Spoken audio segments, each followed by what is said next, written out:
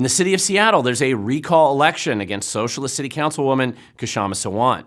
But wait until you see what the controversy on the ballot is about.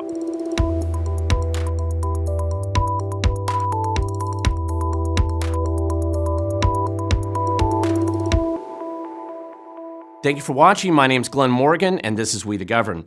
And as always, we are reporting right now from the great state of Washington, where there is an eternal, endless emergency. And just as a trigger warning to any of my new listeners out there, new viewers, nothing I say here has been approved by our Governor Inslee's Ministry of COVID Compliance.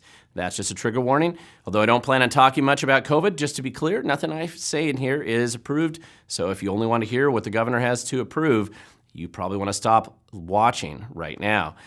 So, as we mentioned, going to the city of Seattle, beautiful city of Seattle, which has been less beautiful over the last few years with a lot of controversies plaguing the once emerald green city by the bay. Unfortunately, there are a lot of political challenges that are facing the city. However, some elections recently have appeared to show that the residents of the city of Seattle may be interested in starting to clean up the city and maybe push back on some of the more extreme socialist issues that have been kind of shoved down their throat by this current council. And nobody's more famous in the city of Seattle for doing things just like that and supporting the socialist alternative to everything than Council Member Kshama Sawant, who has been in the news quite a bit over the last few years and is roundly mocked around the country and in the rest of the state of Washington. And yet she does seem to continue to plague the city of Seattle, which is why there's probably no surprise that there is a Recall Sawant effort that has been ongoing now since 2020.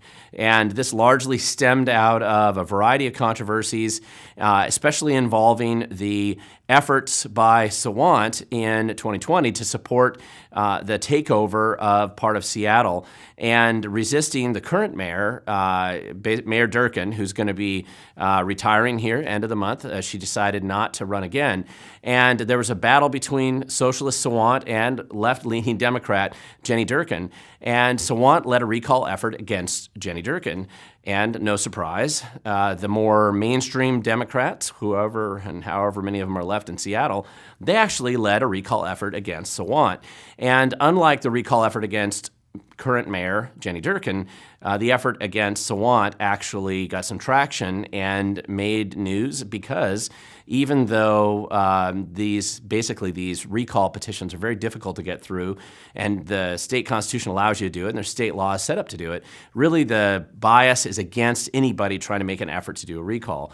But Sawant really gave the people who wanted to recall her a lot to work with and made it much easier for them with her actions and her willingness to continually and on a regular basis pretty much break all norms of behavior in public office as well as regularly breaking the law. And that always makes it easier if you're trying to do a recall on a sitting politician. So I copied a couple of images here from local podcasts and a YouTube channel out of Seattle that had kind of covered this over the time with Kshama Sawant admitting that she breaks the ethics laws on a fairly regular basis and admitting that, and then of course attempting to fight on the taxpayers' dime in court and losing with the judges. And I'm telling you, this is really difficult to lose. For the most part, the judges are extremely biased against any recall effort against a politician, particularly if they're on the left-leaning side of the spectrum.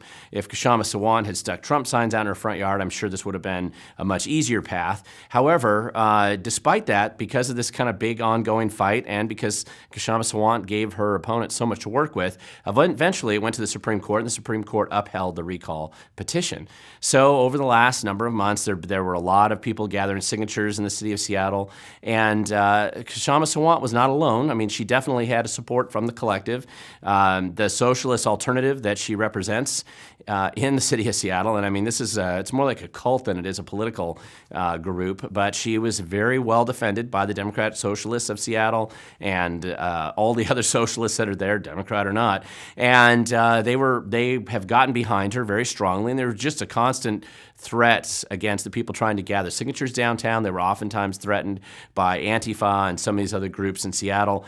And so this was an amazing effort really on their part to even get these signatures because it wasn't easy. And the fact that they were able to get enough after going through the legal drama at multiple levels all the way to Supreme Court, ultimately now it's on the ballot and it's moving forward. However, when you look at the recall effort, let's talk about a couple of things that Kshama Sawant did to get here. Number one, she openly and blatantly used public city resources to support a ballot initiative. That is a clear violation of state law and the local Seattle ethics laws as well. And then, of course, she didn't report any of that to the Public Disclosure Commission. Personally, I have filed complaints against her as well. She's been fined because of some of the complaints I've filed. I'll link to those down below just so you can see them in the comment section, but it's just or in the video description section, so you can read them and go to look at the original complaints. But it's a regular behavior for her. She's been fined thousands of dollars on a repeated basis. In addition, she disregarded state COVID orders, of course, which I find to be funny because these are all people who truly believe in the lockdowns and they enjoy the COVID-19 process and the opportunity to expand government. However, she did violate that when she decided to go in and open City Hall last June to hundreds of protesters who flooded into the building when the building was closed to the public for everyone else. So just for her own special personal protest, she opened up the building, and that was a violation of state law. As much as whether that law is great or not, nevertheless, that's what she did. And so that was one of the clear reasons. And in case you don't remember, this is a picture of what it looked like from a tweet at the time. And of course, there's a lot of other news story articles you can read about all the issues that happen around that. And then the third thing, and I think this is one that kind of put her over the top, was that she decided to lead an aggressive and threatening protest march to Mayor Jenny Durkan's private residence, even though she knew that that residential address had been officially protected by state confidentiality laws. The reason why it was protected was because Mayor Jenny Durkan was a former attorney with the federal AG's office, and they're like judges. They kind of have their residences not generally disclosed to the public, and let alone have big threatening protests outside of their front door. And basically, Kshama Sawant led these protests. I mean, this is what socialists like to do. They like to attack people at their homes or threaten them or intimidate them. And of course, they can't help themselves. And Jenny Durkan, even though she's a very left-leaning Democrat, wasn't extreme enough for Kshama Sawant. And so she had her socialist collective out there and Antifa and all that threatening Jenny Durkan at her house on a very regular basis. And so this really serves as the foundation for the recall effort that's ongoing. And that's why we find ourselves in this situation. They collected enough signatures, it's on the ballot. However, as I mentioned earlier, there is a controversy on the ballot. And I had numerous calls from people in Seattle when they got it because they didn't understand how basically the ballot itself, so not just a statement in the voter's guide, but the ballot itself had all of these kind of extreme statements that Kshama Sawant clearly wrote in the ballot herself, very biased and funny. Basically calling the recall effort a right-wing effort, which is funny if you were to pay any attention at all to how the voters vote in Seattle. Right-wing is really not a term that can be applied to the way they vote or how they self-describe themselves. Then saying that the recall is part of a racist right-wing backlash attempt to criminalize protests nationally. Of course, you can't really deal with the poor choices being made by the city council when you're the leader of all those poor choices. So you got to try to lump it into some kind of nationalist effort. And then, of course, the recall is bankrolled by the corporate elite and 500 plus Republicans. Now, anybody who knows Seattle knows there's probably not that many Republicans who live in Seattle, but nevertheless, this is her talking points. And it's very biased, and it's actually on every single ballot that comes out.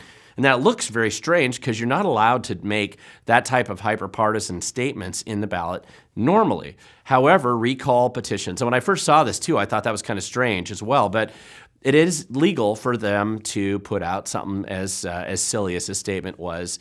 And that's because if you look at the law, RCW 29A 56250, the ballots of any election shall contain not just the full and correct copy of the ballot synopsis of the charges, which I kind of referenced earlier, and those are there, but it also the person being targeted. It's their response to what has been filed. And so they allow, unique to recall elections, they allow the person being recalled to put this kind of a biased version of what they want the public to know. And again, this is part of that incumbency protection effort that goes along with recall petitions.